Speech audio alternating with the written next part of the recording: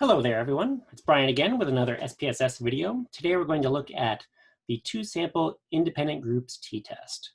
So I've already opened up our movies SPSS file, and this is a good opportunity to talk about the data structure for this type of analysis.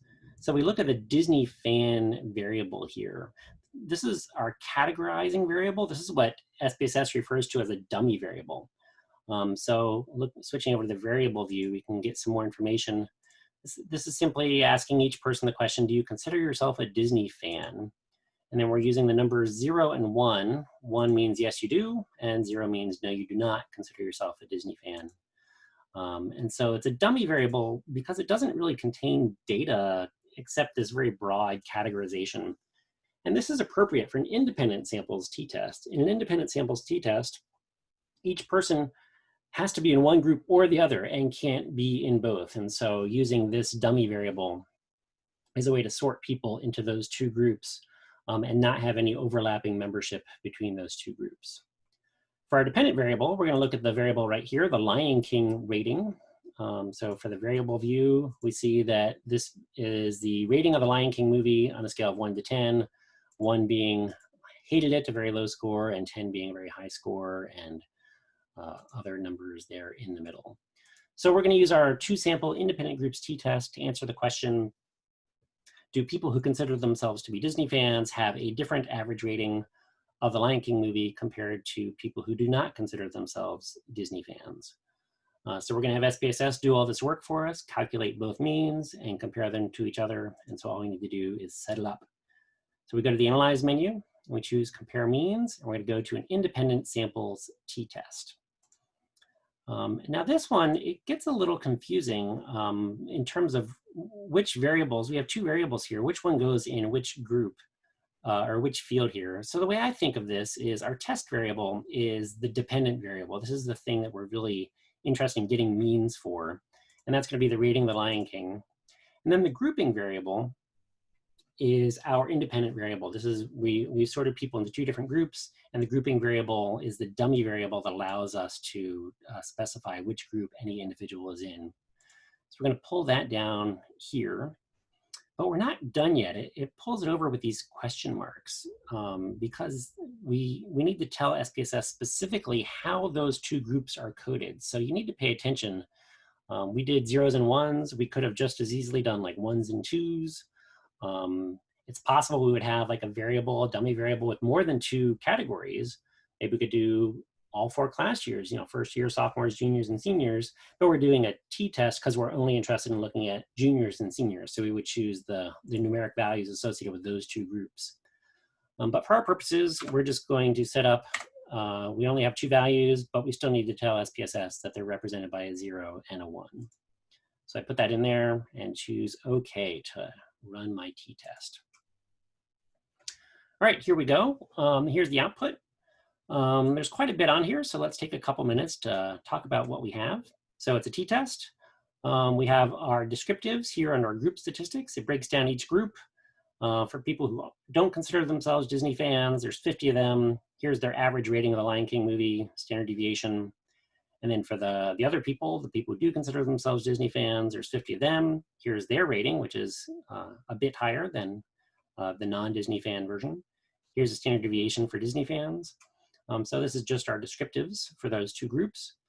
Then we move on to the next table, which is the independent samples test. Now, before we can jump into the t-test results, we need to do a quick check of one of the important assumptions of the independent groups t-test. It's the assumption of homogeneity of variances. The t-test is designed in a way that we assume that at a population level, the variances of these two groups are equal. And we want to check that that's true, because if it's not true, we may need to make some adjustments to our results. So we can do that check with a different hypothesis test. We're going to do these first 2 columns of this table represent Levene's test for equality of variances. This is another hypothesis test, and we want this test to be non-significant. A non-significant result means that the variances at a population level are equal. And that means we haven't violated the assumption of homogeneity of variances. So we're looking for, we have this F statistic, but more importantly, we're looking for this sig, this p-value, to be a relatively large value, ideally larger than our alpha of 0.05. So our p-value of 0.079 is a little close, but we can say that we have a non-significant Levene's test here, which means we haven't violated the assumption of homogeneity of variances, which means we can read our t-test results from this equal variances assumed row. So all of our information we can read from this first row. If we had in fact found a significant Levene's test, we would instead need to interpret our t-test results using the equal variances not assumed. And so we would instead get our t obtained, df, p-value, and so on from the second row if we found a significant Levene's test here. So let's proceed with our non-significant test. We're going to read from the equal variances assumed row. So here's our t obtained, negative 2.809. Degrees of freedom 98, that is n1 plus n2 minus 2. So 50 plus 50 minus 2 is 98. And this sig two-tailed, that's our two-tailed p-value. So 0.006 is going to be lower than our alpha of 0.05. And so we would say that, yes, this is a significant result, that at a population level, Disney fans are giving a different rating of the Lion King movie than non-Disney fans. And we can look back here to see that which direction that difference is. So we see that Disney fans are giving a significantly higher rating of the Lion King movie than non-Disney fans. We have some other calculations here. The mean difference is simply the difference between our two sample means. Here's the standard error of the difference between means, which of course is the denominator of our test statistic, our t obtained here. We also have our confidence interval. By default, it's a 95% confidence interval for the difference between means. And so we can say 95% confidence that the population difference between these two groups is contained within this interval, negative 1.9 to negative 0.3. And so that's giving a confidence interval for the difference between means in terms of this Lion King rating on a 10-point scale.